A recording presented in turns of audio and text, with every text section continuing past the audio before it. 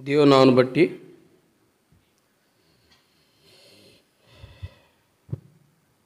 దేవుని కృపామయదేశ్వరం బట్టి ప్రభు సన్నిధిలో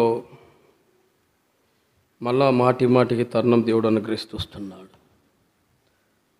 ఎంత అవకాశం ఉంటే అంత దాన్ని మనం భద్రపరచుకోవాలి. ఆ రోజుల్లో మన్నా దొరికినప్పుడే వారు దాన్ని భద్రపరచుకోవాలి. ఎంత భద్రపరచుకోవాలో అంతే భద్రపరచుకోవాలి. అట్లా వాక్యం కూడా మన జీవితంలో అది స్థిరపడినట్లు ఇప్పుడు మనం పాడుకున్నట్లు నేర్చుకున్నాను నా శ్రమల ద్వారా నీ వాక్యమని ఎంతో అంటే అనుభవ జీవితంలో అది మనకు నేర్పించినప్పుడు అనేకులకి అది 1950లో దావీదునట్లు శ్రమ నొందింట నాకు మేలు అన్నాడు. అంటే శ్రమలలో కూడా దేవుని యొక్క వాక్యం ఎంతో ఆదరణిస్తూ వస్తాయి.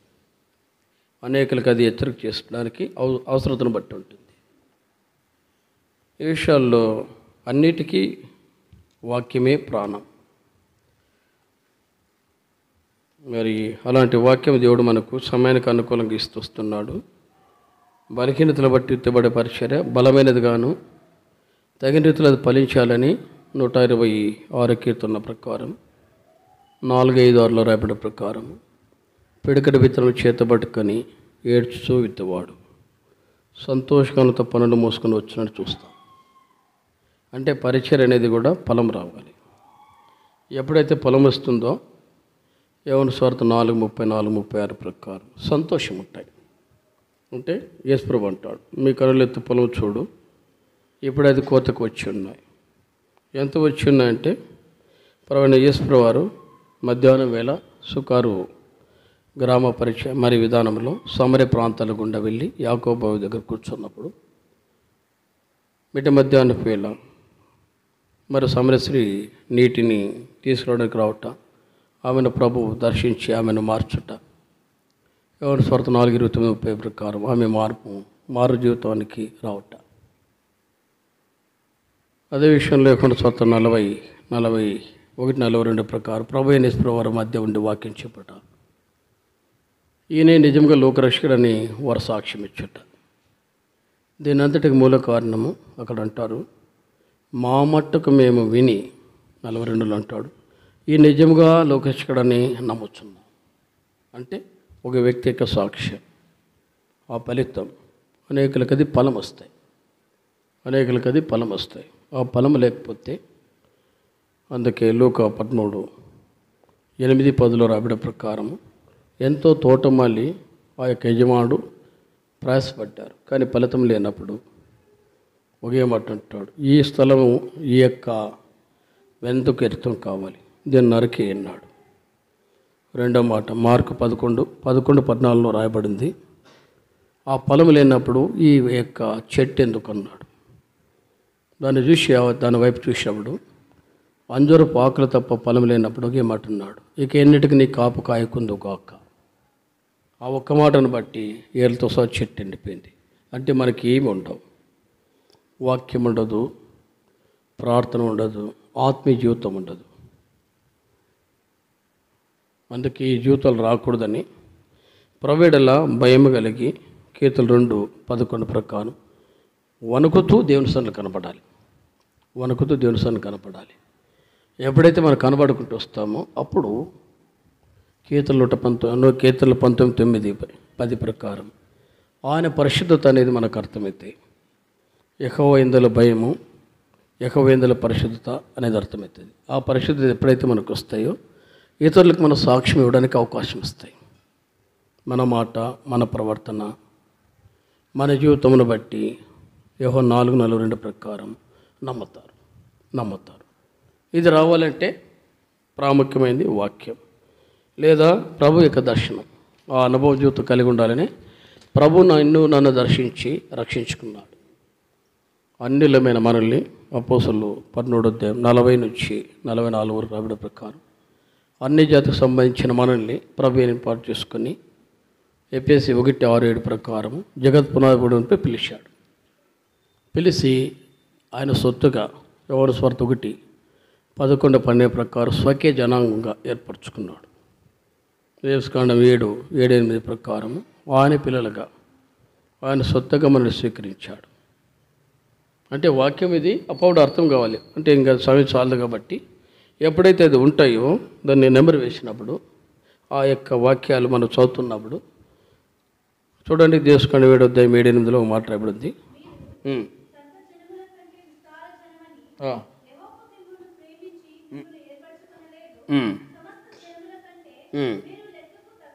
అది మనము సమస్త జనుల కంటే లెక్క తక్కువే.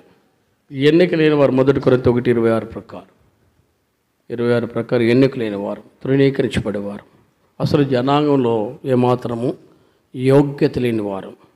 అందుకే అట్టి జనాంగంలో నుండి నన్ను ఏర్పాటు చేసుకుని నాకు ఇష్టమే, మత్తయి 8:3 ప్రకారం నాకు ఇష్టమే అన్నాడు. నేను బాగు చేశాడు. యోహాను సువార్త 21:18 అంటాడు, నీవు స్థిరపడిన తర్వాత ఇతరులు స్థిరపరచన్నాడు. ఆ మాట మనం నెరవేర్చాలి. ఇది లేకపోతే ఏ లాభం ఉండదు, ఏ లాభం ఉండదు. చూడండి, యోహాను సువార్త 21:18.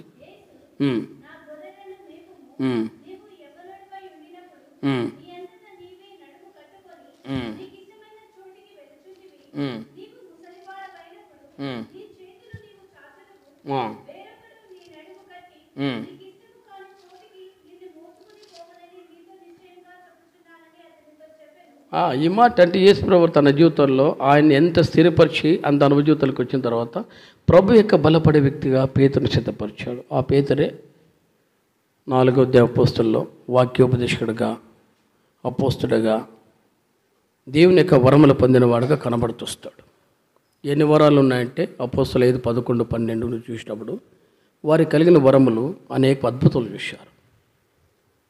అయోగ్యులైన వ్యక్తులు, ఎన్నికలైన వ్యక్తుల్ని ప్రభు బలపరిచేవాడు. మనం అనుకోవచ్చు వాక్యం రాదు, ప్రార్థన రాదు, పరిచయలు రావు అనుకోవచ్చు. కానీ ప్రతివాడు ప్రభుకి యోగ్యుడే, ప్రతివాడు ప్రభుకి యోగ్యుడే. ఎవరు పనికిరాని వాళ్ళని అనుకోలేక యోగ్యత ఉండదు. మాకు కూడా ప్రార్థన చేయాలంటే భయం వచ్చింది ఫస్ట్లో, నిలబడదామంటే భయం. కానీ ఈరోజు దేవుని పరిచయం చేయడానికి ప్రభు కృపనిచ్చాడు. ఎన్నో పరిస్థితుల్లో ఆటంకాలు ఉన్నా ప్రభు కృపనిచ్చాడు. అంటే మనం గుర్తుపెట్టుకోవాలి. సరే, మన బైబిల్ స్టడీకి గాను అపోస్తల కార్యాలు 13వ అధ్యాయం 22వ వచనం చదవండి. ఏర్పరిచను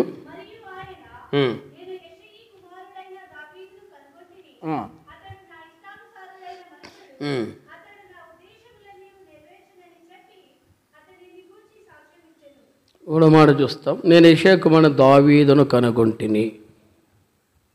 మనల్ని ప్రభు యాక్చువల్గా కనుగొంటున్నాడు. మనల్ని ప్రభు ఎక్కడో వారము, ఎలాంటి అనుభవ జీవితాల్లో ఉన్నాము జ్ఞానం చేసినప్పుడు ఫర్ ఎగ్జాంపుల్ చూస్తాం. లూకాసు వార్త 15వ అధ్యాయంలో, లూకాసు వార్త 15వ అధ్యాయంలో తెలిసిన భాగాలే, కానీ ఊరికి అట్లా టచ్ చేస్తాం.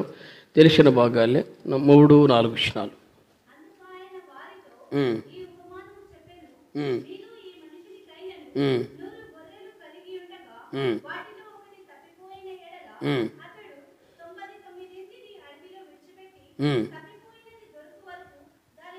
అంతే. ఎలాంటి వారు? తప్పిపోయిన వారు. ఈ స్థితిలో తప్పామన్నప్పుడు నిజంగా మనం ఒకసారి పరీక్షించుకుంటే ఎలాంటి అనుభవ జీవితాలు ఉంటాయంటే కీర్తన 42:3లో, కీర్తన 42:3లో ఓ మాట రాయబడింది. కీర్తన 42.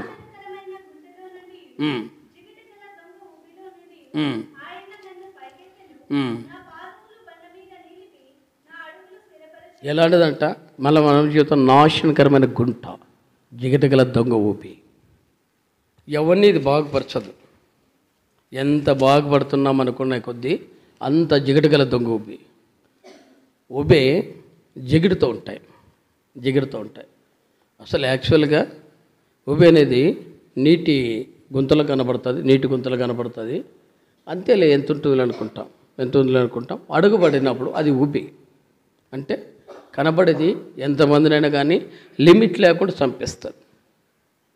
అంటే ఊపిరి లేకుండా అందులో విష పదార్థాలు చంపేస్తాయి. బయటికి రావాలంటే జిగట. ఆ స్థితి మంది. అలాంటి దాంట్లో నుండి దేవుడు ఆయన నన్ను పైకెత్తునన్నాడు. అట్లా మనల్ని పైకెత్తాడు. మనుల పైకెత్తి. ఇప్పుడు అపోస్తుల 13:22 రాయబడిన ప్రకారము ఇక్కడ అంటాడు, అపోస్తుల 13:22, నేను యెషయా కుమారుడైన దావీదును కనుగొంటిని, అతడు నా ఇష్టానుసరుడైన మనుష్యుడు. ఈ మాట కావాలి. దావీదును చూస్తే దావీదు అన్నప్పుడు ప్రియుడు అని అర్థం వస్తాయి. దేవునికి అతడు ప్రియుడిగా మార్చాలి. అంటే దేవుడు ఒక వ్యక్తిని ఏర్పాటు చేసుకున్నప్పుడు యాక్చువల్గా ఇర్మియా 1:5 అంటాడు, ప్రవక్తిని ఇర్మియా గ్రంథం 1:5.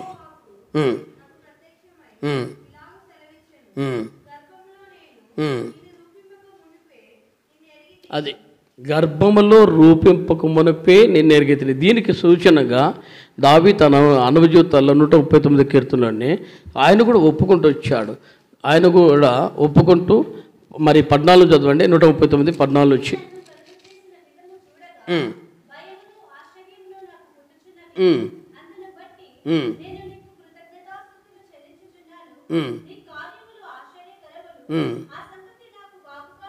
ఎట్లుందంట, నీవు నన్ను కలుగజేసిన విధం చూడగా భయము ఆశ్చర్యం నాకు పుట్టుచున్నవి, అందును బట్టి నీ కృతజ్ఞతాస్తులు చెల్లిస్తున్నానంటూ ఇంకా 16 ఉంటాడు, నేను పిండమనై ఉండగా నీ కనులు నన్ను చూశాను, నియమింపబడిన దినములో ఒక్కటైనను కాకుమనిపే.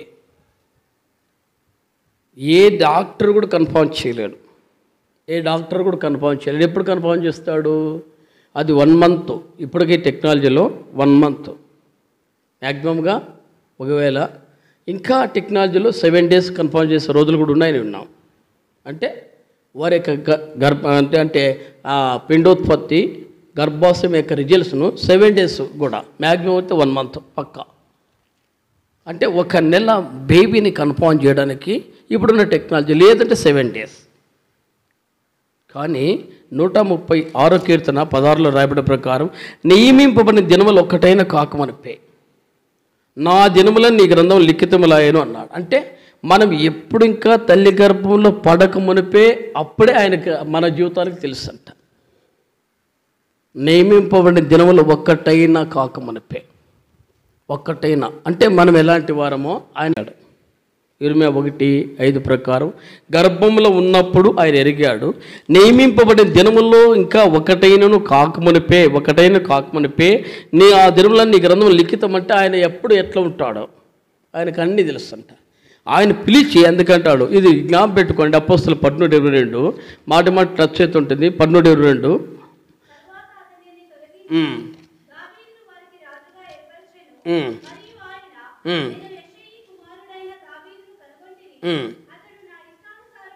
ఈ మాట, నేను అతన్ని కనుగొన్నా, అతను నా ఇష్టానుసరుడైన మనుష్యుడు. కనుగొన్నప్పుడు మనం చూసాం లూకాసు వార్త 15:3-4 తప్పిపోయిన గొర్రె వల్లే మనం ఉన్నప్పుడు, కీర్తన 42:3 ప్రకారం ఉబిలాంటి పరిస్థితులు ఉన్నప్పుడు అక్కడి నుండి లేపాడు. ఏ వ్యక్తి అయినా సరే నేను బాగున్నాను అనడానికి వారి జీవితమును అందుకంటాడు, ఆంతర్యములు పరిశోధించి దేవా అన్నాడు. అంటే మనం ఆలోచన ఎలా ఉంటాయి? యోహాను సువార్త 2:24-25 ఆయన అంటాడు, చదవండి యోహాను సువార్త. అందరిని ఎరిగిన వాడు గనక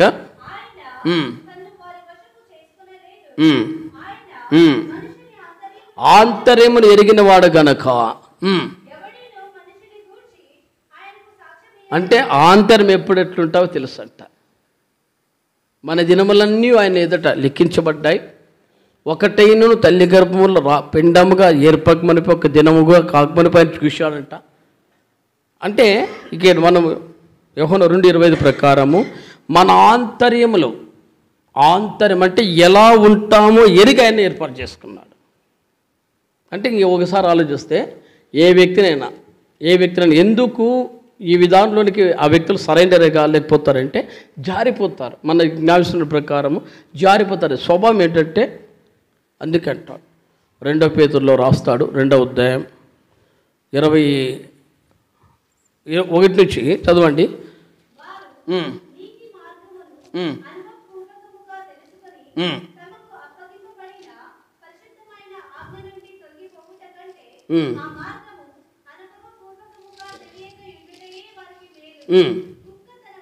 ఎట్లా అంటాడు, వారి నీతి మార్గం అనుభవపూర్వకంగా తెలుసుకొని తమకు అప్పగింపబడిన పరిశుద్ధమైన ఆజ్ఞ నుండి తొలగిపోతే ఆ మార్గమును అనుభవపూర్వకంగా తెలియ ఉండటే వారికి మేలు. నీతి మార్గం అంటే వారికి తెలుసు ఒక వ్యక్తిని ఏర్పాటు చేసుకున్నప్పుడు జారిపడక మూల కారణం ఏమిటి. ఏ వ్యక్తి అయినా సరే ఎందుకు వారు పరిపూర్ణతలోనికి ఫిట్నెస్గా రాలేకపోతారంటే, వారి అనుభవంలోనికి రాలేకపోతారంటే, ఫర్ ఎగ్జాంపుల్ ఎవరిని ఏర్పాటు చేసుకున్నా కూడా మొదటి సమయాలు 13వ అధ్యాయం 13వ వచనంలో మాట్లాడింది. 13వ అధ్యాయం 13వ వచనము, మొదటి సమయాలు 13.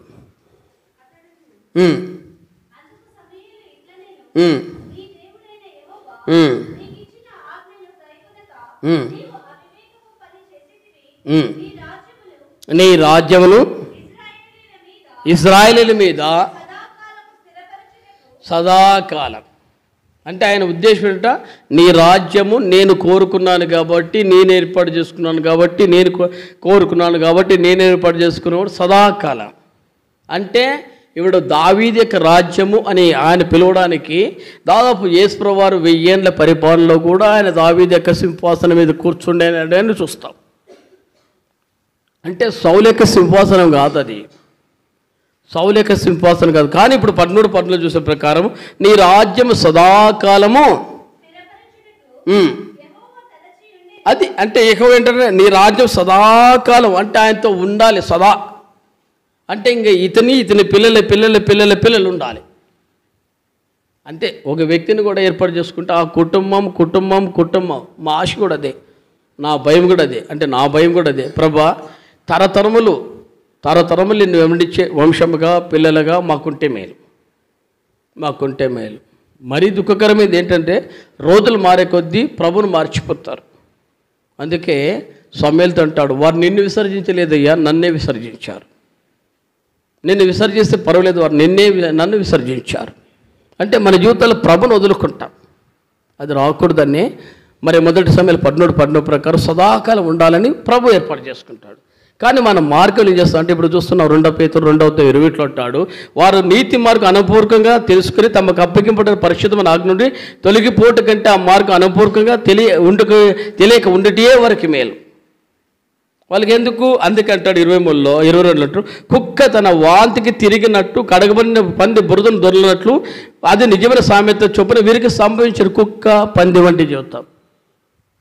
మరి కల్లార చూస్తాం, పందులైతే తక్కువ కానీ కుక్కలైతే చూస్తాం.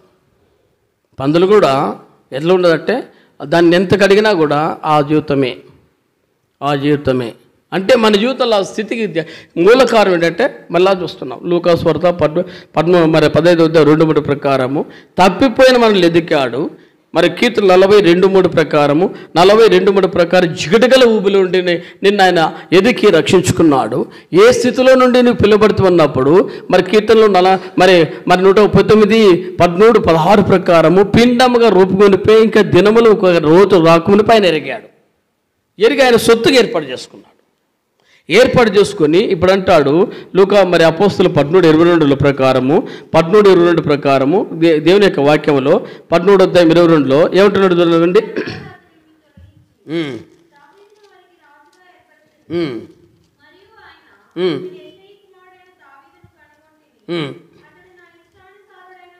అతడు నా ఇష్టానుసారుడైన మనుషుడు. ఇది కావాలి అంటే దేవునికి ఇష్టమైన మనుషులు, అంటే దేవునికి ఇష్టమైన మనుషులు ప్రకారము తన జీవితంలో ఎన్ని తప్పులు చేసినా ఆయన నీతి మార్గం వదలక గట్టిగా పట్టుకోవడానికి మూల కారణము పాప జీవితంలో బట్టి. ఒకే మాట అంటాడు కీర్తన 51:7 అంటాడు, కీర్తన 51:7 వచనంలో. అంటే ఏంటంటే తన జీవితంలో ఒకే మాట అంటాడు, నేను పవిత్రుడు అగనట్లు ఇసోపుతో నా పాపం పరిహరింపము, హిమము కంటే తెల్లగా ఉన్నట్లను కడుగు. ఎట్లుంటాడంటే మొదటి స్థితి ఏ స్థితిలో అయితే నువ్వు ఏర్పాటు చేసుకున్నావో దానికంటే ఎక్కువగా, మొదటి స్థితి ఏ స్థితిలో నువ్వు నన్ను ఎక్కువ చేసుకున్నావో దానికంటే ఎక్కువగా నేను నీ పని చేయాలి, నీ పరిచర్య చేయాలి, నీకు తగినట్టు ఉండాలి. ఏ మాట ఒకసారి అనుకోండి. ఇప్పుడు 2 పేతురు 2:21-22 చూసే ప్రకారం కుక్క వంటి జీవితం పంది వంటి జీవితంలో ఉన్నప్పుడు చూశాడు అనుకో, అదే దావీదు జీవితం. దావీదు జీవితం కూడా అదే. ఎందుకు? అతను తన జీవితంలో ఎన్ని తప్పులు చేశాడో 2 సమయాలు 11వ అధ్యాయంలో ఎన్ని తప్పులు చేశాడో, భయంకరమైన తప్పు చేసి దేవుని దట 12వ అధ్యాయం 12:13 రాబడిన ప్రకారం 2 సమయాలు 12వ అధ్యాయం 12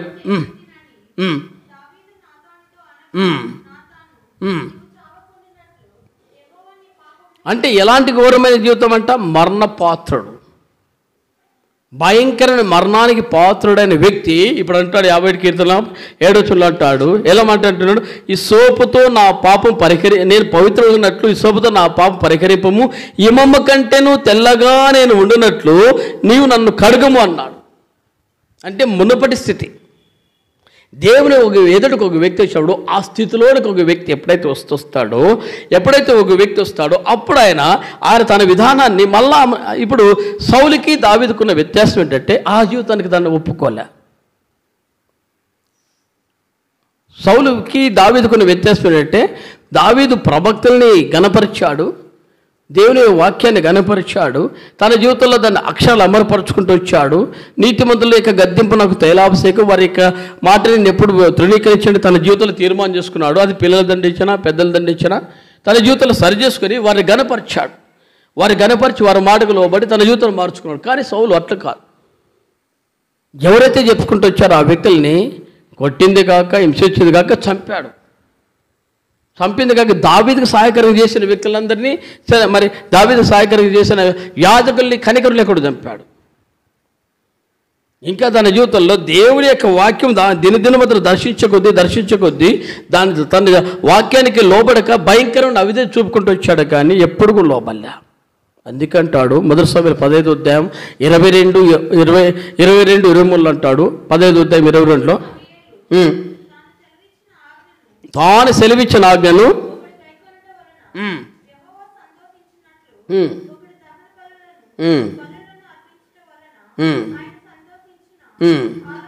ఆలోచించము,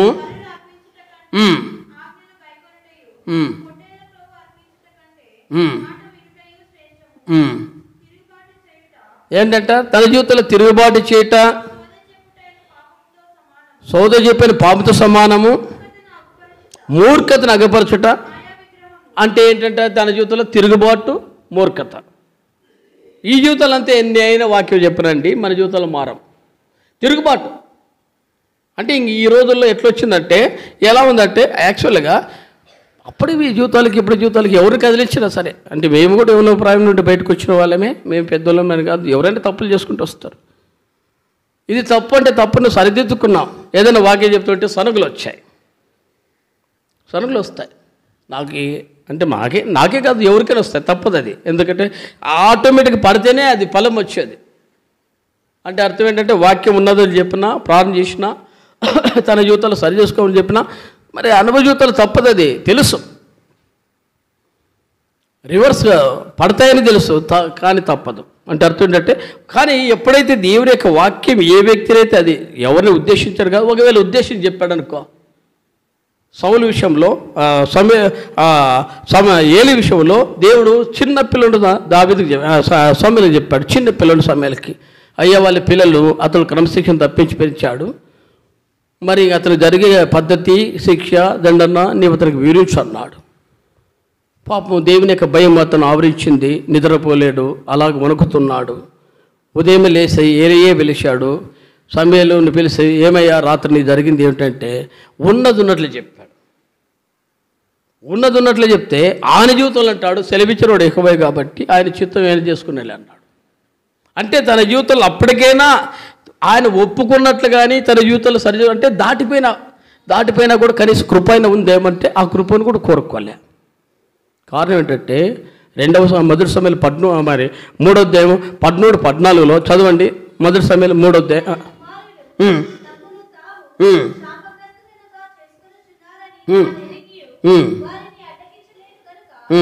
అది ఏంటంటే వారిని అడ్డగించలే, వారి జీవితాలు అడ్డగించలేదు. ఇంటి యజమానులు కూడా ఈరోజు చేసే తప్పులేని తెలుసా? ఇంటి యజమానులు కూడా అంటే వాక్యోపదేశాలు కావచ్చు, పరిచారులు కావచ్చు, వాళ్ళ తప్పులు ఏమైనా సరే మాట బట్టి చెప్పుగా తప్పదు, మించిపోతే నువ్వు తన్నలు తిను.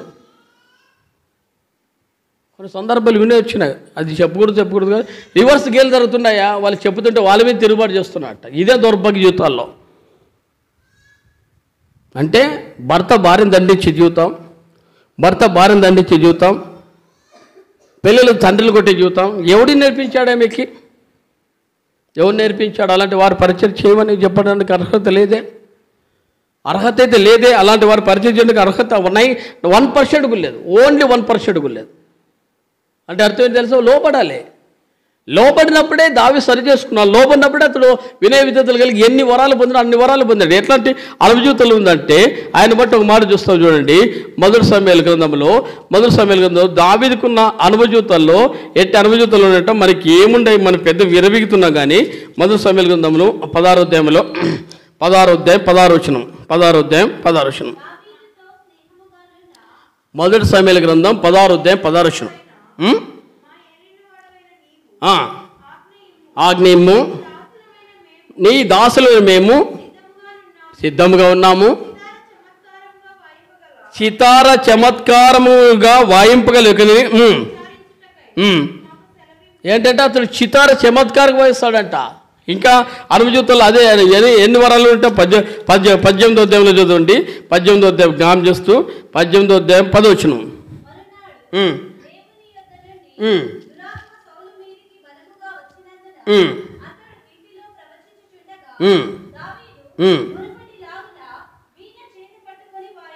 ఏంటంటే సితార వాయించేవాడు, వీణ వాయించేవాడు. మనకి ఏ వరాలు ఉన్నాయి నాయన?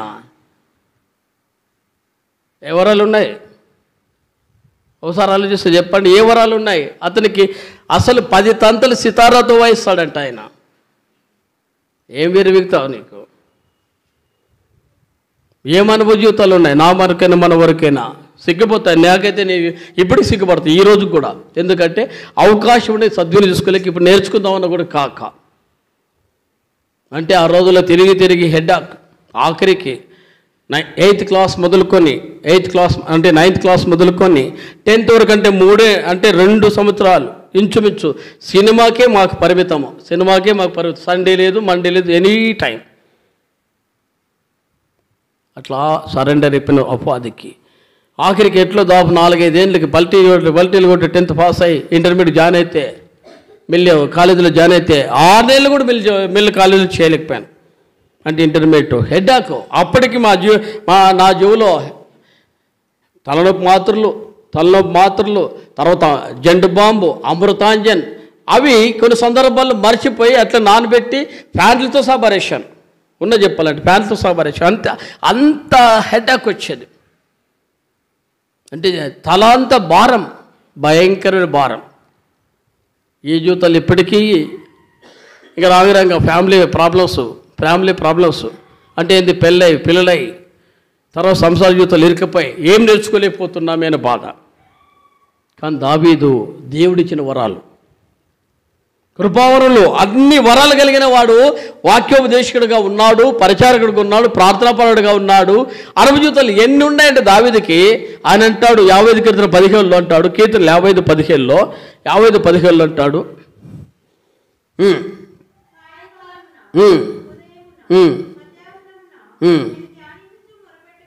ఎన్నిసార్లు ఈ రీతిగా పోతే 119 కీర్తనలు అంటే వరములు కలిగిన వాడుక కాక 119 కీర్తనలు కూడా ఎంత తన జీవితంలో జ్ఞాపకం చేసినప్పుడు చూడండి. 119 కీర్తనలు దేవుని యొక్క వాక్యం ఉంది. దేవుని యొక్క వాక్యం జ్ఞాపకం చేసినప్పుడు చదవండి. 47 వచ్చిన 119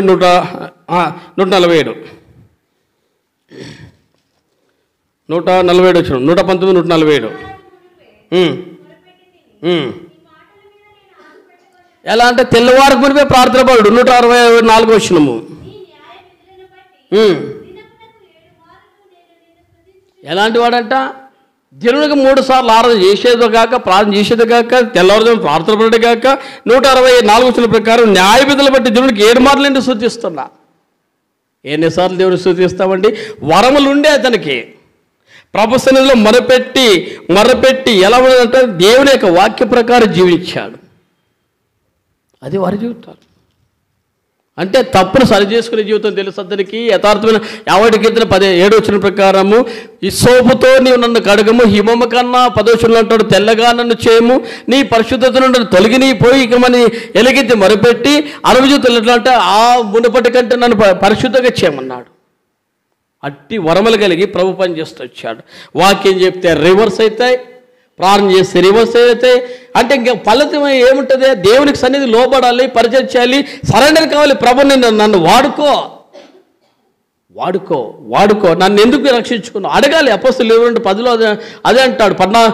జ్ఞాపకం చేసినప్పుడు 22:10-11 అదే మాట అంటాడు. 14 అపోస్తలుల కార్యాలలో అడిగినావు ఎప్పుడైనా దేవుణ్ణి? నువ్వు అడుగుతున్నావు, ప్రభా నేనేమి చేయాలి, నా పని ఏమిటని అడుగుతున్నామా? అడగాలి. అన్నిటికీ సరెండర్ కాం. కాబట్టి ప్రభు యొక్క వరములు మనకు అర్థం కావు. ఆయనకి అన్ని 10 తంతుల సితారతో వాయించగలడు, వీణ వాయించగలడు, సంగీత ప్రియుడు, పాటలు పాడువాడు, వాయిద్యములు వాయించువాడు, ప్రార్థన పరుడు, దేవుని యొక్క రాజ్యాన్ని పరిపాలించే వ్యక్తి, తన కుటుంబాన్ని న్యాయసమ్మతంగా మరి నిలిపిన వ్యక్తి. ఎట్లా పెంచాడంట? తన జీవితంలో మాట అంటాడు. మొదటి రాజుల గ్రంథం 2వ అధ్యాయంలో, మొదటి రాజుల గ్రంథం 2వ అధ్యాయంలో తన పిల్లలకి 60 జీవితాలు నేర్పించుకుంటూ వచ్చాడు. మనం ఎప్పుడైనా చెప్తుంటామా? 2వ అధ్యాయం 3 వచనం నుంచి చదవండి. కాపాడి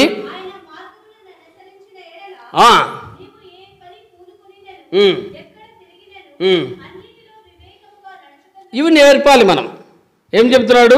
నీ దేవుడు యెహోవా అప్పగించిన దాన్ని నీ కాపాడి ఆయన మార్గం అనుసరించి నడచలేదా? తన కుమారుడు సొలొమోను చెప్తున్నాడు. చెప్తామా? రాత్రి వచ్చినా మనం ఏం చెప్పాం? ఇంకేం చెప్తాడు? బాగుపడతాడా? జీవితం ఒకసారి పరీక్షించుకో. జీవితం ఒకసారి పరీక్షించుకో.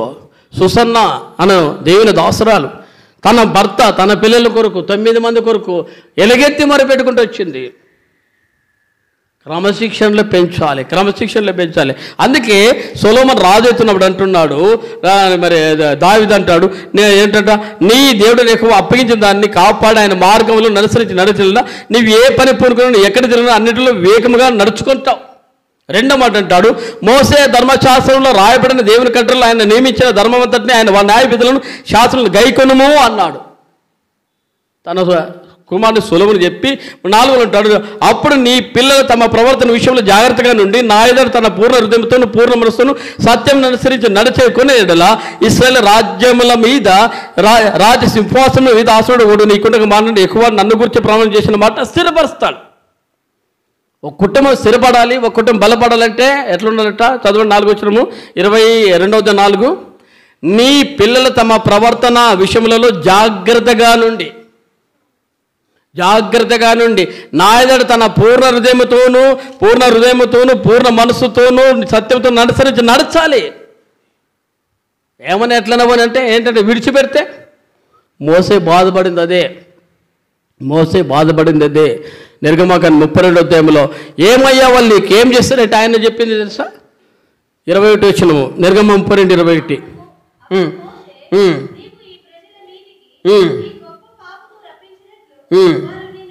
ఏం చేశారంట? నీవు ఈ గొప్ప పాపం ఈ ప్రజల మీదకి రప్పించావన్నాడు. వారు చెడిపోవడానికి మూల కారకుడు అహరోనంట. చదువు ఇంకోసారి 21 వచనం.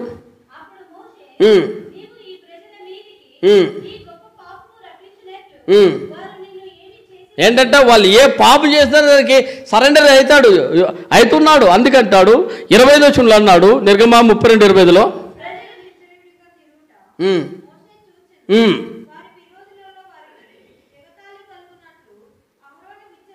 అది అహరోనే ఇడిచిపెట్టేశాడంట. ఎవడు బాగుపరుస్తాడయ్యా?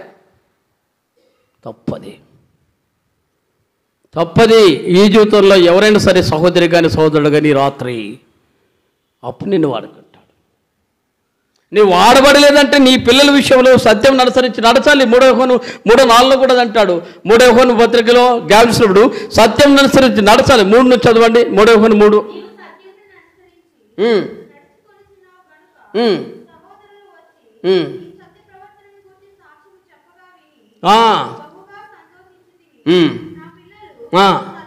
ఇప్పుడు ఆయన సంతోషము, నా పిల్లలు సత్యంలో ఉన్నారు. తండ్రులు తప్పు చేసినా దండించాలి, అది చేశారు. కాబట్టి దేవుడు ఆ కుటుంబాన్ని వాడుకోవడానికి ఇష్టపడుతూ వచ్చాడు. అందుకే మొదటి రాజులు 2:4 జ్ఞాపకం, అప్పుడు నీ పిల్ల తమ ప్రవర్తన విషయంలో జాగ్రత్తగా నుండి ఆయన జాగ్రత్తగా నుండి నా ఎదుట తన పూర్ణ హృదయంతో పూర్ణ మనసుతో సత్యంతో అనుసరించి నడుచుకునేటలా ఇశ్రాయేలు రాజ్య సింహాసనం మీద ఆసనుడు కూడా నీకుండగా మానవుడు ఎక్కువ నన్ను గురించి ప్రమాణం చేసిన మాట స్థిరపరుస్తాడు. నాకు మాట ఇచ్చాడు, 40 ఏళ్ళను కాచాడు, నేను కాస్తాడు. నీ తర్వాత నీ పిల్లలు కాస్తాడు. నేను ఇప్పుడు సకల లోకరా మరి మనం ఏంటంటారు, రెండోసారి అంటారు, లోకలందరూ పోల్సిన మార్గం నేను వెళ్ళిపోతున్నట్టు చచ్చిపోతున్నా, నా పని అయిపోయింది, నా పరుగు ముట్టించా. 2 తిమోతి 4:6-8 ప్రకారం నా పరుగు కడుముట్టించా, నేను ఇక వెళ్ళిపోతున్నా, నా కాలం అయిపోయింది. ఇక నీ పిల్లలు నీ రాజ్యం నీది, కాపాడుకో. ఆ జీవితంలో మన కుటుంబాలు పెంచలేకపోతున్నాం కాబట్టి విచ్చలు పెడుతున్నాం, దౌర్భాగ్యతలు మారిపోతున్నాయి. ఇది తప్పు. ఈ రాత్రి కాల పిల్ల సరెండర్ కావాలి ప్రభుకు. దావీదు ఆ జీవితంలో పెంచడానికి ఇష్టపడ్డాడు కాబట్టి అందుకంటాడు, అతడు ఎలాంటి అంటే అపోస్తలు 13:22 రాయబడిన ప్రకారము 13:22 రాయబడిన ప్రకారం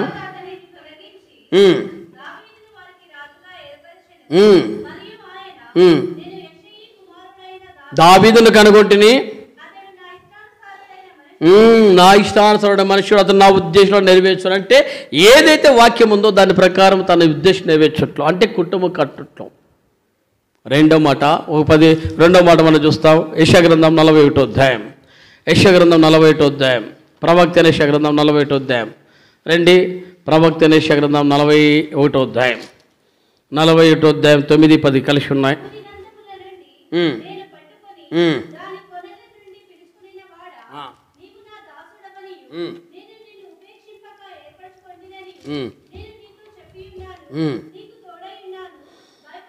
ఇక్కడ అంటాడు, బూది గంతముల నుండి నేను పట్టుకొని దాని కొనల నుండి పిలుచుకుని వాడా, నీవు నా దాసుడు అనియు నేను నిన్ను ఉపేక్షించి ఏర్పరచుకుంటే నేను నీతో చెప్పి ఉన్నాను.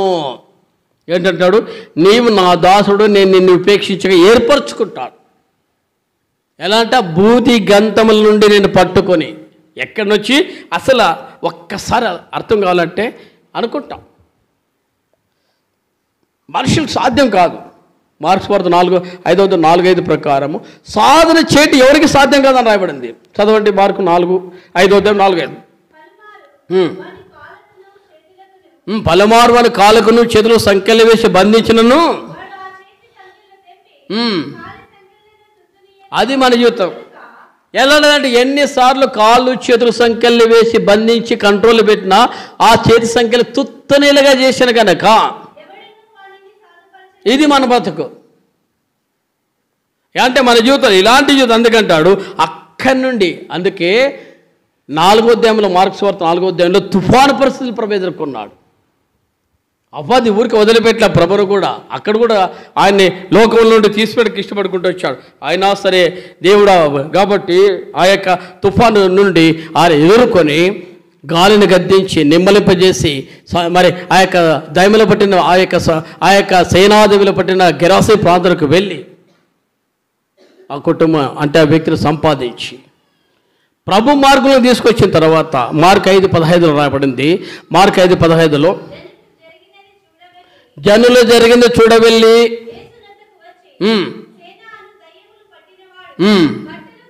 బట్టలు ధరించుకుని యాడు కూర్చున్న ప్రభు పాదుల చేత. ఈరోజు మనం దేవుని దగ్గరికి వచ్చాం, దేవుని సన్నిధిలో కూర్చున్నామంటే ఆయన నిన్ను పట్టుకున్నాడు. అంటే అర్థమైనా, ఆయన నిన్ను పట్టుకొని ఇప్పుడు అంటాడు బూది గంతం నుండి 41:9 అన్నాడు. యెషయా 41:9 బూది గంతం నుండి నేను పట్టుకొని దాని కొనల నుండి పిలుచుకుని వాడా, నీవు నా దాసుడు, నేను నిన్ను ఉపేక్షించి ఏర్పరచుకుంటున్నాను, నేను నీతో చెప్పినాను, నీకు తోడై ఉన్నా, భయపడకము నేను నీకు దేవుడే ఉన్నా, దిగులు పడకు నేను బలపడుతును, సహాయం చేయవాడు నేనే, నీతే నా దక్షాసంతో నిన్ను ఆదుకొందును అన్నాడు. ఇప్పుడంటే నా మాట ఏంటంటే చదవండి 14:15 అది యాకోబు 40 యెషయా 14:15 స్వల్ప జనం ఇశ్రాయేలు భయపడకుడి,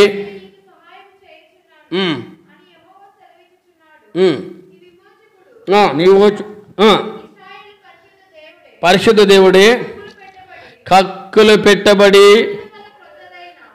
పదులు గల కృతదైన అది అంటే మనం ఎట్లా ఉంటాం, నురిపేడి మ్రాన్ అంటే ఏది తట్టుకోవాలన్న దాన్ని ఏదంటే కక్కులు పెట్టేప్పుడు పదునగల కృతదని నురిపేడి మ్రానుగా నేను ఇచ్చున్నా. ఒక వస్తువు వాడబడ్డానికి ఎన్ని రకాలుగా దాన్ని సాధన చేస్తారో మనం అనుకోవచ్చు. ఇది ఉందనుకో, సపోజ్ ఈ మైక్ ఉందనుకో, దీన్ని తయారు చేయడానికి ఎంతో పరికరం మనం చూస్తాం. ఒక తలపే తయారు కావాలంటే అలాంటి దాన్ని తీసుకొచ్చి నీటిలో వాడుకుంటే ఎప్పుడు మేము ఎట్లా వాడుకుంటాం, టేక్ అండి ఇది దాన్ని విషయం అయ్యా ఇంత పడిందంటే దీన్ని వన్నె తీసుకోవడానికి ఇంత నేను కంప్యూటర్లో పోయినానండి, దాన్ని తయారు చేయించానండి, సిస్టమ్ అంతా నాకు ఈ ప్రకారం తీసుకొచ్చి నేను ఆడ కూర్చున్నానండి, ఈ ప్రకారం రావటం బట్టి ఇంటికి ఇది కళ అండి, ఆ డోర్ని బట్టి మా ఇంటికి కళ, ఆ డోర్ని బట్టి మా ఇంటికి కళ, తర్వాత ఈ యొక్క మరి ఫ్యాషన్ బట్టి మా ఇంటికి కళ. ఎట్లయితే ఆ ఇల్లు కళలోకి వస్తాయో అంటే డోర్ను బట్టి, తలుపులు బట్టి, తర్వాత అలంకారం బట్టి, అంటే ఆ ఇంటి యొక్క అలంకారం బట్టి ఏదైతే మనం తీసుకుంటో దాన్ని మరి సమృద్ధిగా దాన్ని సిద్ధపరచబట్టి ఎట్లయితే ఆ ఇంటికి ఆ కళ వస్తుందో ప్రతి వస్తువు అట్లా నిన్ను సిద్ధపరచాలి.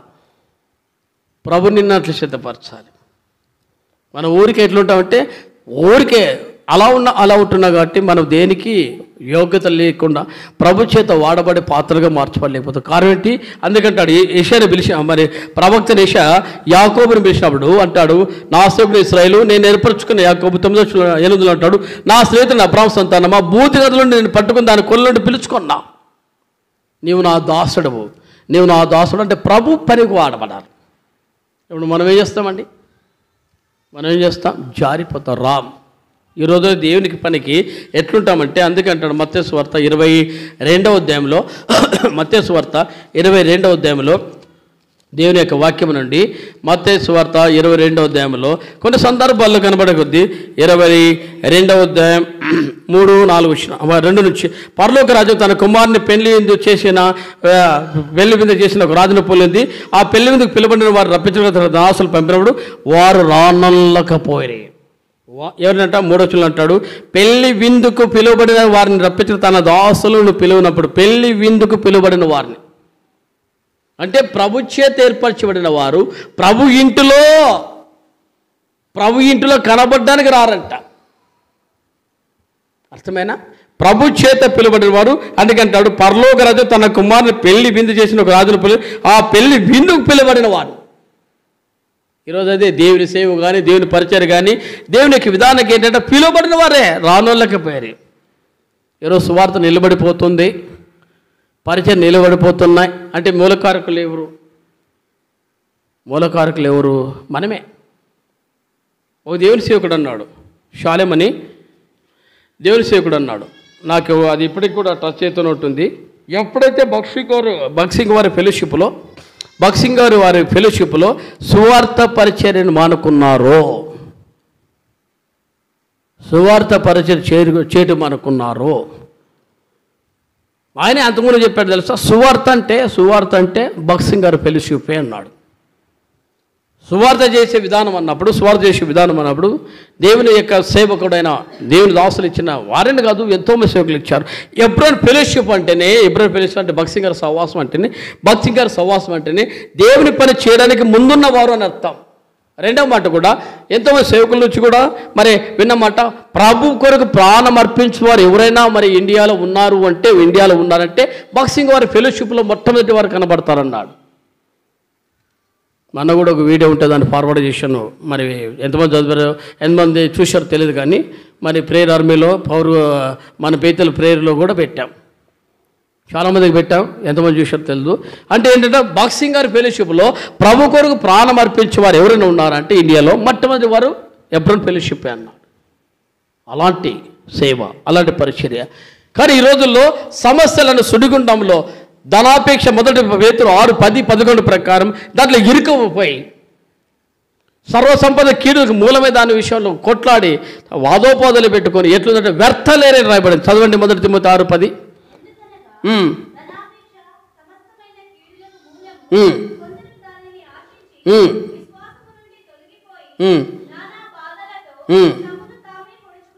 ఎలాంటి పరిస్థితి అంటే వాదములు, దేవుని పని లేదు, పరిచయం లేదు, చాలా సిగ్గుపోతాయి.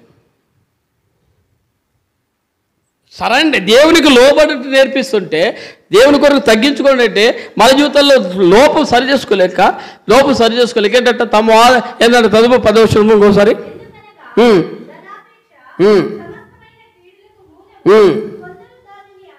ఆశించి పోయి అంటే నానా బాధలు. సహోదరులే, ఈరోజు వారి కేకలు ఉన్నాయి, వారి అలుపులు ఉన్నాయి. ఎక్కడున్నాయి తెలుసా? రాజకీయ నాయకుల దగ్గర ఉన్నాయి. ఎక్కడున్నాయి తెలుసా? లోకాలిటీలో ఉన్నాయి. దేవుని సువార్త నిలబడిపోయింది. ఇప్పుడు అంటాడు అదే సేవకుడు, ఈరోజు ఎప్పుడైతే దేవుని సేవ సువార్త నిలబడిపోయిందో ఇప్పుడున్న మత సమస్యలు బలపడినాయన్నాడు. ఎవరిని బట్టి బలపడినాయంట? ఎవరిని బట్టి ఇండియాలో సేవ జరిగిందట? 2 మనమే. అంటే ఆల్ ఇండియా నేషనల్లో బలమైన పరిచారకులు ఎవరు ఉన్నారంటే మొదటి వారు. ఈరోజు దేవునికి సేవ విధానం డ్రాప్ అయింది అంటే మనమే. దీన్ని బట్టి మరి కొన్ని సంస్థలు బలపడినాయంటే అది మనమే. అంటే ప్రభు పని చేయడానికి నిన్ను ఏర్పాటు చేసుకుంటే ఏం చేస్తున్నావు కదా? ఏంటంటే మత్తయి సువార్త 22వ అధ్యాయంలో ఈ రోజుల్లో మన అనుభవ జీవితాల్లో మరి జ్ఞాపం చేస్తూ, ఇది గుర్తుపెట్టుకోండి, మత్తయి సువార్త 22వ అధ్యాయంలో జ్ఞాపం చేస్తూ, వారు రానోళ్ళకి పోయి బాగానే ఉంది, పోనీ ఏం చేసుకుంటూ వచ్చారంట? రానోళ్ళకి పోయినారు, ఒక్కొక్కరు సాగులు చెప్పి విధానంలో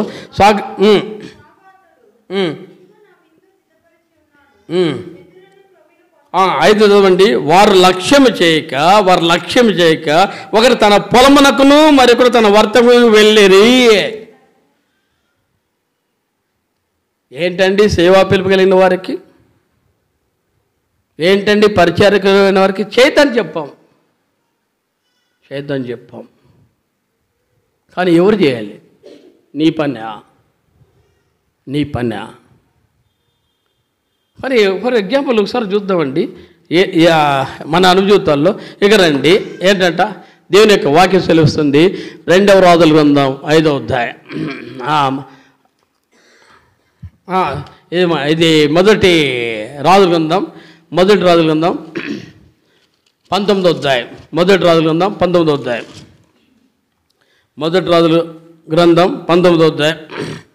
19వ వచనం.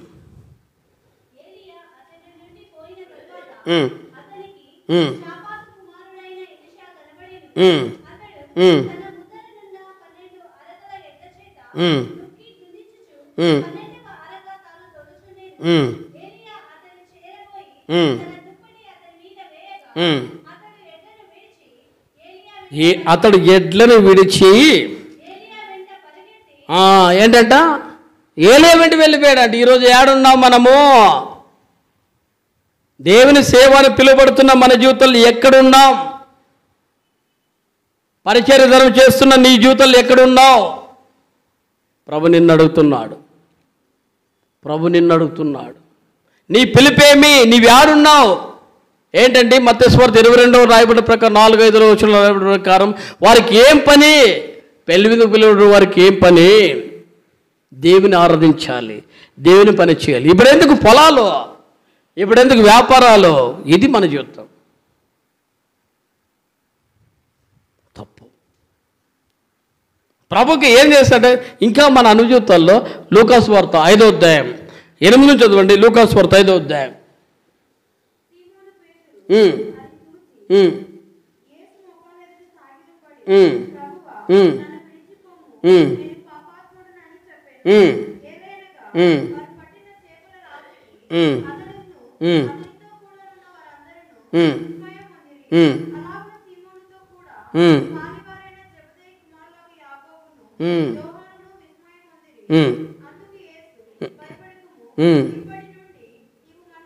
ఇప్పటి నుండి నీ మనుషుల పట్టు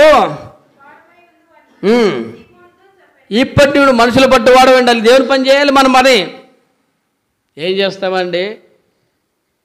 రక్షింపబడిన ప్రతి వ్యక్తి, సహోదరైనా సహోదరుడైనా యవనస్తుడైనా దేవుని పిల్లలైనా మనం ఏం చేయాలంటే దేవుని యొక్క వాక్యం ప్రచురం చేయాలి. 40 కీర్తనలో 8 నుంచి 10లో ఉంటాడు, నీ నీతిని నీ నీ యొక్క మాటను చదవండి. 40 కీర్తన 9-10. నీ సత్యమును నీ నీతిని ఊరుకుండలేదు, మహాసమాజంలో నీ నీతిని నీ రక్షణను వెల్లడి చేసావా? మనం ఎంతమందికి వెల్లడి చేశావు? దేవుని యొక్క వాక్యం చెబుతున్నావా? ఏడున్నావు? ఇప్పుడు చూడండి, లూకాసువార్త 5:11. లూకాసువార్త 5:11. ఇది మాట. సమస్తము వదిలిపెట్టి అన్ని వదిలిపెట్టారంట. కాబట్టి ఆయన అంటాడు, నేను నిన్ను పట్టుకున్నా, నిన్ను పిలిచా, నా పని కొరకు నిన్ను పిలిచా. ఈరోజు ఎక్కడున్నావు? ఎక్కడున్నావు? కాబట్టి ఈ రాత్రి ఆఖరితనముగా వచ్చాము. ప్రభు యొక్క మార్గమును నీవు ఎరిగి ఉండాలి. ప్రభు యొక్క రూట్ను నువ్వు గమనించి నీ జీవితం సరి చేసుకోవాలి. ఆయన మత్తయి 22లో రాబడిన ప్రకారం పెళ్లి విందుకు పిలువడిన వారిని, రండయ్యా పెళ్లి విందు సిద్ధంగా ఉందంటే వాళ్ళు ఏం చేశారంట, మేము రానున్నాం. పోనీ ఏం చేస్తున్నది? ఏం చేస్తా అంటే దేవుని యొక్క వాక్యం ఇంకొక మాట కూడా చాలా దుఃఖకరమైన మాట. మత్తయి సువార్త 22వ అధ్యాయంలో జ్ఞాపకం చేస్తూ మరి ఆ 4వ వచనంలో ఉంటాడు, ఇదిగో నా విందు సిద్ధపరుచున్నాను, ఎద్దులను క్రొవ్విన పశువులు వధించబడి అంతే సిద్ధంగా ఉన్నది, పెళ్లి విందుకు రండి పిలువబడిన వారితో చెప్పడం తన దాసులు పంపిన కానీ వారు లక్ష్యము చేయకుండా తన పొలమునకు మరొకడు తన వర్తకులకు వెళ్ళిరి. 6లో అంటాడు, తక్కిన వారు అతని దాసులు పట్టుకొని అవమానపరిచి చంపిరి. తక్కిన వారు ఏంటంటే దేవుని యొక్క వాక్యం చెప్పుకుంటే సనుగులు వస్తాయి, దేవుని యొక్క వాక్యం చెప్తుంటే బాధలు వస్తాయి, దేవుని యొక్క వాక్యం చెప్తుంటే రఫ్ అండ్ టఫ్ మాటలు వస్తాయి. ఓపెన్ చెప్తున్నా, ప్రభు ఇది తప్పు. 6 అంటాడు, అదే తక్కిన వారితో దాసులు పట్టుకుని అవమానపరిచి చంపారంట. అవమానం అంటే అన్ని రకాలు ఉంటాయి.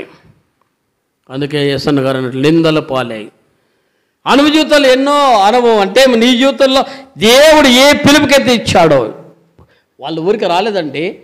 మరి ఇప్పుడు చూసిన ప్రకారం ఏంటంట, మనం చూస్తున్న మొదటి రాజుల 19వ అధ్యాయంలో, మొదటి రాజుల 19లో చూస్తే 20లో అంటాడు, అతడు ఎడ్లను విడిచి ఏలియా వెంట పరిగెత్తి, నేను పోయి నా తల్లిదండ్రులు ముద్దు పెట్టి తిరిగి వచ్చి నేను వెంబడించదని చెప్పి అతను సెలవుడికి అతను పోయి రమ్మని అవల్ నీకు నిర్బంధం లేదని చెప్పాను. అందుకతడు అతను విడిచి వెళ్ళి కాడి ఎడ్లను తీసి వధించి వాటి మాంసం గోర్తి నొగల చేత వంట చేసి జనులకు వడ్డించాను. వారు భోజనం చేసిన తర్వాత లేచి ఏలియా వెంబడి వెళ్ళి అతనికి ఉపచారం చేయుచూ ఉండను. దేవుని పరిచర్య చేయాలి, దేవుని సేవ చేయడానికి ప్రభు నిన్ను ఏర్పాటు చేసుకున్నాడు. మనలందరూ ఆయన పని చేయాలి. ఈ పని చేయకుండా మనం ఎక్కడ కూర్చుంటున్నాం? వాక్యం ఉందంటే ఫుట్పాత్ పైన నీకేం పని అయ్యా? నీకేం పని? దేవుని వదిలిపెట్టి ఇక్కడ పాజిటివ్ ప్రేయర్ ఉంటే సరెండర్ కామ్, సంఘ ప్రార్థనలు ఉంటే రామ్, అంటే డ్యూటీ పరమైన బాధ్యతలు ఉంటే తప్పదు. అదే ఎందుకంటే అక్కడ కూడా అందుకే మూర్ఖులకు యజమాని లోబడి ఉండని వాక్యం ఉంది. అంటే తప్పకుండా వెళ్ళు, తప్పేం లేదు. శరీర బలహీనతలు అంటే నిన్ను లేపలేకుండా మంచం పట్టింటే తప్పదు. శరీర బలహీనతలు నేను మంచం పట్టి లేపలేకపోతే తప్పదు. మరి మిగతావన్నీ ఎక్కడ కూర్చుంటున్నావు? అంటే ఏదైనా పనిపాట్ల కంటే కడుపు తీపి కొరకు పని చేస్తున్నావా? తప్పదు. నీ సంసారం జరగాలి కాబట్టి వెళ్ళు ఆ రోజు. కానీ ప్రభు పని వదిలిపెట్టి ఎన్ని రకాలుగా లోపాలు ఉన్నాయంటే చెప్పుకుంటూ సిగ్గుపోతాయి. బట్టలు ఉతుకువారు కనపడతారు, ఓపెన్ చెప్తున్నా, బట్టలు ఉతుకువారు కనపడతారు, ఏ ఇష్టానుసారంగా ఫుట్పాత్ పైన కూర్చున్న వాళ్ళు కనపడతారు. అవసరమా దేవుని పనికి? ఇది నిన్ను వాడుకోడు. నీకున్న వరములు వెళ్ళిపోతూ వస్తాయి. నూర్పేడి మొరానుగా ఉండాలి. అందుకంటే ప్రవక్త యెషయా గ్రంథంలో ఈ మాట మనం చూస్తున్నాం.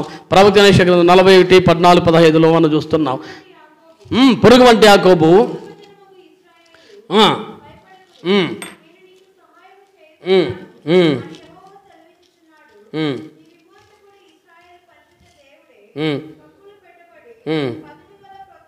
పదును గల కృతదైన మ్రానుగా నిన్ను నియమించును.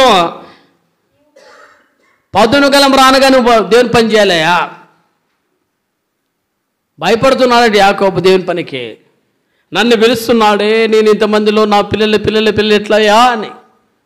నాకైనా అదే కదా సమస్యలు. నాకు ఎట్లుంటే తెలుసా? కనుక్కోకూడదు. కొంతమంది నన్ను నీవెలా నవ్వుతున్నావు? సామాన్యం కాదు. ఎలా పని చేస్తున్నావు, దేవుని పని ఎలా చేస్తున్నావు, డ్యూటీ ఎలా చేస్తున్నావు.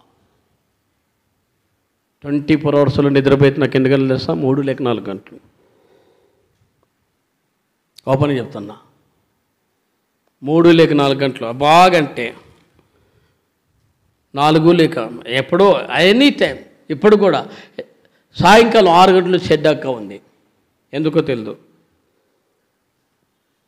నాకు తలంతా పట్టుకుంది, చేత కాదు. పాటలు పడదామంటే కూడా మరి సహోదరుడు కూడా లేట్ వచ్చాడు. కానీ చూస్తే కొద్దిగా సహోదరుడు లేట్ వచ్చాడు. సరే ఏదైతే తప్పదు, ఒక హాఫ్ అన్ అవర్ రిలీఫ్ అనుకుంటే మరి అంటే ఇన్ని పరిస్థితుల్లో మరి నిద్రలా నువ్వు ఎనీ టైం ఫోన్ అందుబాటులో ఉంటుంది. 1 గంటకు ఫోన్ చేయి. ఒకసారి ఒక సహోదరుడు 1 గంటకు నేను ఆయనకు ఫోన్ చేశాను. పాపం ఆయన చాలా దుఃఖాల్లో ఉన్నాడట. అన్నా నీవు కానీ ఫోన్ చేయకపోతే ఇంట్లో మా సతీమణి కూడా అడిగింది. అంటే వారికి కూడా ఏమయ్యా నువ్వు నిద్రపోక వాళ్ళకు నిద్రపోవా, ఎందుకో ఫోన్ చేయాలని ఆలోచన వచ్చిందంటే ఆయన అన్నాడు పొద్దున కూడా, అన్నా నీ ఫోన్ రాకపోతే నేను చాలా దుఃఖంలో ఉంటే బతకూడదు అనుకున్నా, దేవుడు నిన్ను వాడుకున్నాడన్నా. అంటే వాడుకున్నాడని నన్ను కాదు, కానీ ప్రభు అవసరతను బట్టి దేవుడు లేపిండొచ్చు లేదన్నా. కానీ నువ్వు ఎనీ టైం బాగంటే 3 లేక 4 రింగులు వస్తే చాలు. ఒకవేళ పొరపాటుని మీట్లో పెట్టింటే, సైలెన్స్లో పెట్టింటే తప్ప. అంటే మాకు నిద్రలు కూడా ఉండవు. ఓపెన్ చెప్తున్నా, సమస్యలను సుడిగుండంలో ఉన్నాయి. అయినా సరే దేవుని పని ఎక్కడ పాడు కాకూడదు, దేవుని పని ఎక్కడ దెబ్బ తినకూడదు. మా వల్ల ప్రభు ఇచ్చిన పని మన సోదరుడు గాడు, బ్రదరు ఎలా ఉంది పరిచర్య, మరి నీకు అవుట్ సైడ్ అని వెళ్ళిపోవచ్చు కదా అన్నారు. ప్రభు పని ఒకటి చెప్పావు, అన్నా ఇక్కడ సేవకుడిగా ఏర్పాటు చేయవలసిన బాధ్యత మా మీద ఉంది, సేవకుడు చేయవలసిన బాధ్యత మా మీద ఉంది. చేయకపోతే గొర్రెల మందులు చెదిరిపోతూ వస్తాయి, లేదా ఆ విషయాల్లో తప్పదు. ఏమున్నా బహుశా మా ఇద్దరి మీదే ఉంది దేవుని పనికి. ప్రభు ఏ ఏర్పాటుని బట్టి తప్పదు, నలుగుతున్నాం. ఇప్పుడే కాదు, 20 ఏళ్ళ నుంచి నలుగుతున్నాం, 20 ఏళ్ళ నుంచి నలుగుతున్నాం. ఆయన కూడా ఆత్మీయుడే, అన్నీ ప్రాణం చేస్తాంలే అన్నాను. అంటే ప్రభు పనిని ఎక్కడ నష్టం కాకూడదు. ఆయన అప్పచెప్పిన పని ఇప్పటికీ గుర్తొచ్చేది. బ్రదర్ కూడా మన లాస్ట్ టైం చెప్పాడు, 1 సమూయేలు 17వ అధ్యాయంలో అది ఎప్పటికీ ఆ వాక్యము నాకు కూడా అదే వాక్యం జ్ఞాపకం వస్తూ ఉంటుంది. 17వ అధ్యాయంలో దావీదు కూడా జ్ఞాపకం చేస్తున్నప్పుడు ఏంటాడు, చదవండి వచనం చెప్పండి. అప్పగించి, ఈ మాట దావీదు ఉదయమున లేచి ఒక కాపరికి గొర్రెలు అప్పగించి. ఈ పని చేయకపోతే యజమానులుగా మా మీద లెక్క చెప్పాల్సి ఉంటుంది. లేదు ప్రభుకు అనుకూలంగా లేదా, మనం ఏం కూడా ఏం చేయలేము. లోబడలేదు అనుకో, ఆదికాండం 13:6-7 ప్రకారం తప్పదు. చదవండి 13:6-7.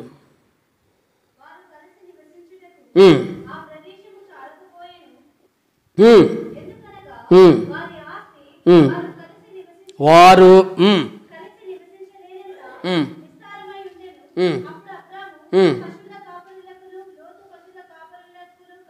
ఇది వస్తాయి మనకేమొస్తా సంఘ విషయాల్లో కూడా ఈ ప్రాబ్లమ్స్ వస్తాయి. 13వ అధ్యాయంలో రాయబడిన ప్రకారం ఏంటంటాడు, జ్ఞానం చేస్తూ ఏళ్ళు అంటాడు, అబ్రాహాం పశువుల కాపర్లకును లోతు పశువుల కాపర్లకు కలహం పుట్టెను అంటూ 8 అంటాడు, అబ్రాహాం మనం బంధువులు కనుక నాకు నీకును నా పశువుల కాపర్లకు నీ పశువుల కాపర్లకు కలహం ఉండకూడదు, ఈ దేశము నేదట ఉన్నది కదా, దయచేసి నన్ను విడిచి వేరుగా ఉండు. అంతే. మొదటి మాట 1 సమూయేలు 17:20 ప్రకారం నెరవేర్చాలి. లేదు మీరు సరెండర్ కాదనుకో ఏం చేయలేం. 8:9 ప్రకారం, ఆదికాండం 13:8-9 ప్రకారం విడిస్తాం. నేనైతే దాన్ని కూడా డిసిజన్ తీసుకున్నా, ప్రభా మా పని అంతే, ఇక మేము ఏం చేయలేము. దేవునికి లోబడకపోతే అన్నీ టోటల్గా నీకు అప్పచెప్పి మేము చేతులు తెలుపుకుంటాం. కొన్ని సందర్భాల్లో అంటే ఎందుకో నా వాక్యము ఇంకో రూట్లో వెళ్ళిపోయింది, ప్రభానుభూతి ఎట్లా ఉంది కానీ మనం ఏం చేయలేం. కాబట్టి మనం ఏం చేయజాలం. కాబట్టి ప్రభుకు అప్పచెప్పి ఇంక విడిచిపెట్టాల్సి ఉంది. అందుకంటాడు ఏంటాడు, మనం బంధువులు కాబట్టి నీకు నాకు వేరేగా ఉందా, నీ కుడుతట్ట నేను తట్ట, మనం విడిచిపోక తప్పదంటే విడిచిపోతాం, అంతే తప్పదు. నేనైతే నా తీర్మానం అది. కాబట్టి ప్రభువు నాకు ఇష్టపడిన కాపరత్వం కావాలి, ప్రభుకి ఇష్టపడి పని చేస్తూ రావాలి, ప్రభు ఎదుట నమ్మదగిన సేవ చేసే విధానం కావాలి. అది లేని పక్షంలో ఏమి చేయి జాలము. అందుకే మనం ఇప్పుడు 22 మత్తయి 26లో రాయబడిన ప్రకారము వాళ్ళు ఏం చేస్తూ వచ్చారంటే గాయపరిచి అవమానపరిచి కొద్దిమంది చంపినప్పుడు మనం ఏం చేయాలి? దేవుని పని సరెండర్ కావాలి. ప్రభు నిన్ను దర్శిస్తుంది. నీకు ఎట్లా ఇద్దరు వస్తుంది? నాకైతే రావు. నిజం చెప్తున్నా, రావు. కొన్ని సందర్భాల్లో వాక్యం ఉన్నది బోధించినప్పుడు ఎట్లుంటో తెలుసా? రాత్రంతా గుండె మీద ఏదో బరువు పెట్టుకున్నట్లుంటాయి. ప్రాంతం ఎట్లుంటో తెలుసా? రాత్రంతా బరువు పెట్టుకున్నట్లుంటుంది. తప్పదు. అన్నిటినీ సహిస్తున్నాం, అన్నిటినీ భరిస్తున్నాం. నిద్ర లేని తరుణాల్లో, ప్రార్థన అనవజీవితాల్లో సమస్యలు ఇన్ని ఉండి కూడా ఓపెన్ చెప్తున్నా. నా కుటుంబం కొరకు చేసే ప్రార్థనలు జస్ట్ ఒక 5 minutes చేస్తే గొప్ప, కానీ సంఘం కొరకు చేసే ప్రార్థనలు నిమిషాలతో లెక్క పెట్టుకున్నట్లు చేస్తూనే ఉంటాం. మేము బ్రదర్స్గా చేస్తున్నాం కదా, నిమిషాలు లెక్క పెట్టుకుంటాం. ప్రతి విషయాల్లో సంఘక్షేమ కొరకే ప్రార్థన చేస్తున్నాం. సంఘక్షేమ కొరకే. ఎందుకంటే ప్రభు అప్పచెప్పిన పని నమ్మకం చేయకపోతే, ప్రభు అప్పచెప్పిన పని నమ్మకం చేయకపోతే ఆయన ఎదుట లెక్క చెప్పాల్సిన వారం అవుతాం. ఏలి వంటి వారు కాకూడదు. తర్వాత ఎలీషా వంటి వారు కావాలి. దేవుని తగినట్టుగా లోపడుతూ రావాలి. సమస్య వదిలిపెట్టాలి. మత్తయి లూకా 5:11 ప్రకారం వదిలిపెట్టాలి.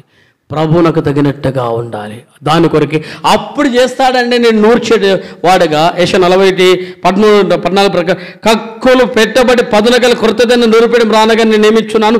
నీవు పర్వతం నూర్చుదువు, వాటిని పొడి చేదువు, కొండలు పొట్టవలు చేస్తావు. లోబడిపోతే నీ పని రాదు. ముగిస్తున్నా. లోబడిపోతే నువ్వు యోగుడు కాజ్యాలవు. నీ ఉన్న వరములు ఎన్నో వెళ్ళిపోయినాయి, దర్శనాలు అంతే. కానీ ప్రభు తరుణమిస్తాడు. సువార్థికుడికి పిలువబడ్డావా, ప్రార్థన పరుడికి పిలువబడ్డావా, పరిచారకుడిగా పిలువబడ్డావా, దేనికి ప్రభు నిన్ను పిలుస్తాడో ఆ పిలుపు అపోస్తలులు 22:10-11 ప్రకారం నన్ను ఎందుకు పిలిచావు, ఆ పనిలో నా వంతు ఎంత, నేను నీకు తగినట్టుగా ఏం చేస్తున్నా. దావీదు జీవితాలు చూస్తే అన్ని వరములు పొందినవాడు. తలాంతులు ఎన్ని ఉన్నాయంట. అపోస్తలుడు పౌలు అంటాడు 2 కొరింథీ 12:7 నుంచి చూసినప్పుడు నాకు కలిగి కృపావరులు అనేకములు అన్నాడు. ఆయన అన్ని వరములు పొంది కూడా ప్రభు పనికి నమ్మకంగా లోబడ్డాడు. నువ్వు లోబడతావా? వారి అనుభూతుల్లో నమ్మదగిన దాసులు కాదు, ప్రభు పని చేస్తూ వచ్చారు. నీ పని నువ్వు అట్లా చేయకపోతే నేను వాడుకోడు. వెళ్ళిపోయినావా? మా వంతుగా ఈ రాత్రి దేవుడు రూట్ ఎందుకు ఇక్కడ తీసుకెళ్ళాడు? మా వంతుగా, నా వంతుగా తప్పదు. మరి ఆదికాండం 13:8-9 ప్రకారం 7:8 ప్రకారం విడిచిపెట్టాలని తప్పదు. దర్శాలు కానీ ఒకటి మరి మొదటి సమయాలు 17:20 ప్రకారం కాపరత్వం కావాలి. అది నువ్వు సరెండర్ అవుతావా? లోబడుతూ వస్తావు. అప్పుడు నిన్ను వాడుకుంటారు. దావీదును వాడుకున్నట్లు, యాకోబును ఇశ్రాయేలుగా మార్చి వాడుకున్నట్లు.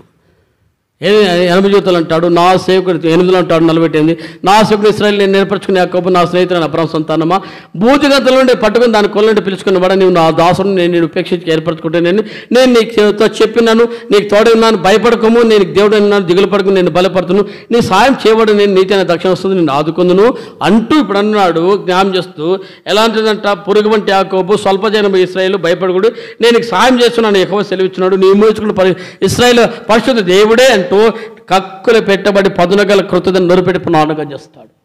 నొరిపెడి బ్రాన్ ఎన్ని పరిస్థితులు తట్టుకున్నా కూడా దాన్ని తట్టుకొని పనికి వచ్చే వస్తువు కావాలి ప్రభు పనికి. నువ్వు జారిపోతే నీకు వల్ల లాభం ఏమిటయ్యా? జారిపోతే నీ వల్ల వచ్చే లాభం ఏమిటి? కాబట్టి నేను వాడుకుంటానికి ప్రభు నిన్ను బలపరచాలంటే దావీదు ఎన్నో అవిధేయత. ముగిస్తున్నా. దావీదు ఎన్నో అవిధేయత, పనికి రానివాడు, పాపాత్ముడు. 54:5 అంటాడు పాపాత్ముడు అన్నాడు. పాపంలోనే పుట్టినవాడు, నా తల్లే దానికి మూల కారకులు అన్నాడు. అలాంటి వ్యక్తి ప్రభు నాకు ప్రీతిపరంగా యెషయా 48లో చూసిన ప్రకారం యాకోబు తల్లి గర్భంలో నుండి మోసగాడు. అలాంటి వ్యక్తిని నూర్చెడి మ్రానుగా చేశాడు, క్రొత్తదైన నొరిపెడి పెండగా చేశాడు. ఎలా ఉంటుంది చేస్తా అంటే నేను ఏమి ఇచ్చాను, పర్వతం చూస్తావు, వాటిని పొడి చేస్తావు, కొండలను పొట్టువలే చేస్తాడంట. అంటే దాన్ని ఢీకొంటే కొండైనా సరే అతనికి సమానం కాదంట. అంత గొప్పవాడిగా దేవుడు అతను వాడుకున్నాడు. నిన్ను వాడుకోవాలంటే ముగిస్తున్నా ఈ రాత్రి అట్లాంటి డిసిజన్ అంటే అట్లాంటి తీర్మానం నీళ్ళు కలగా. అది లేకపోతే ఎలాంటి అనుభూతంట. ఇంత ఒక మాట చూసుకొని ముగిస్తామండి. అపోస్తలుడైన పౌలు మొదటి కొరింథీ రాసిన పత్రిక 15వ అధ్యాయం ముగిస్తున్నా. అపోస్తలుడైన పౌలు మొదటి కొరింథీ రాసిన పత్రిక 15వ అధ్యాయం 19వ వచనం.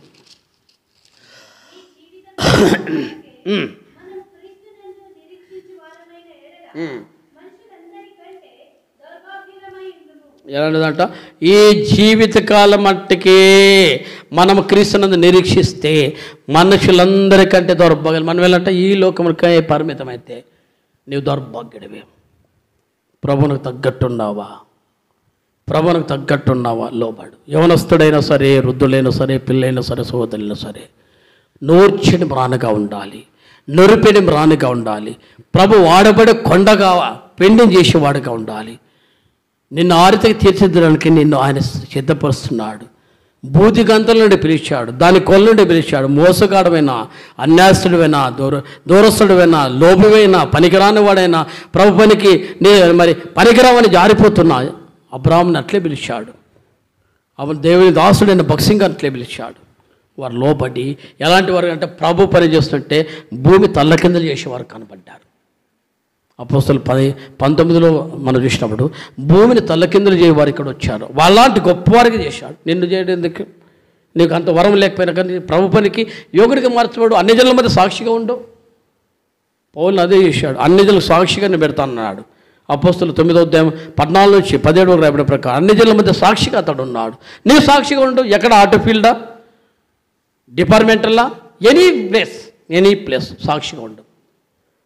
ఆ సాక్ష్యం నీళ్ళు కాపాడితే, ఆ సాక్ష్యం నీళ్ళు కనపడితే దానియేలు బట్టి అంటాడు జీవుల దేవుని సేవకుడు అన్నాడు. శద్రక్ మేషక్ అబేద్నెగోల బట్టి అంటాడు అయ్యా వీరు సజీవుడు దేవుని తప్ప అంటే వీరు దేవుని తప్పుకొని ఆరాధించిన వారు కారున్నారు. అలాంటి అనుభవం ఉంటే రాజులు వారికి గణపరిచారు, రాజుల వారికి సరెండర్ అయ్యారు. నిన్ను అట్లాంటి వ్యక్తిగా చేస్తాడు. అలాంటి వ్యక్తిగా నిన్ను సిద్ధపరిచినట్లు ప్రభువుకు తగ్గట్టుగా మనం ఉందాం. ఆయన తగ్గట్టుగా లోపడుకుంటూ వస్తాం. అప్పుడు నిన్ను వాడుకుంటాడు. ప్రభు ఆ రీతిగా నిన్ను సిద్ధపరిచినట్లుగా ప్రభు సాయం చేయగాక, ప్రభు నిన్ను ఆ రీతికి సిద్ధపరచట్లు, ప్రభు నిన్ను బలపరిచి వాడుకుని కాక అట్లా మనం సరెండర్ అయితే వస్తాం, ప్రభుకు లోపలికి వస్తాం, ప్రాణం చేసి వస్తాం. తల నుంచండి ప్రాణం చేసి వస్తాం.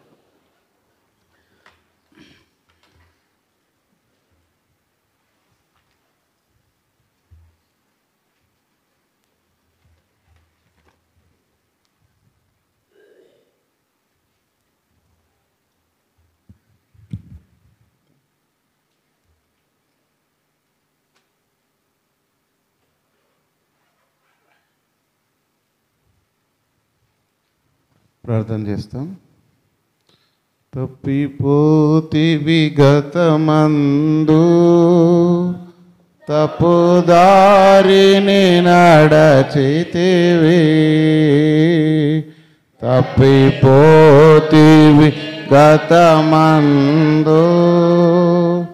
తప్పుదారిని నడచితివి,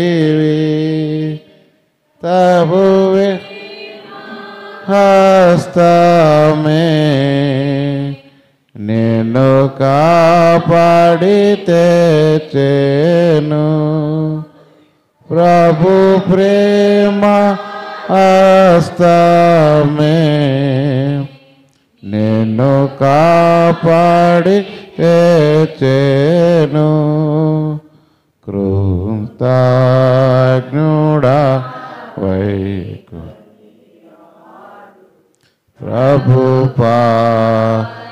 సన్నిధిని కృతజ్ఞుడవై కొనియాడు, ప్రభు సన్నిధిని నీ ప్రియ ప్రభుని సేవాకై అర్పించుకొనివే,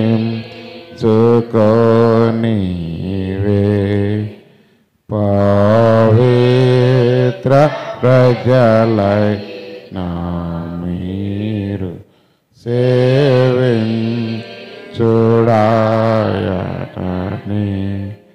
పవిత్ర ప్రజలై నా మీరు సేవించుడాయటని, కూడా యనని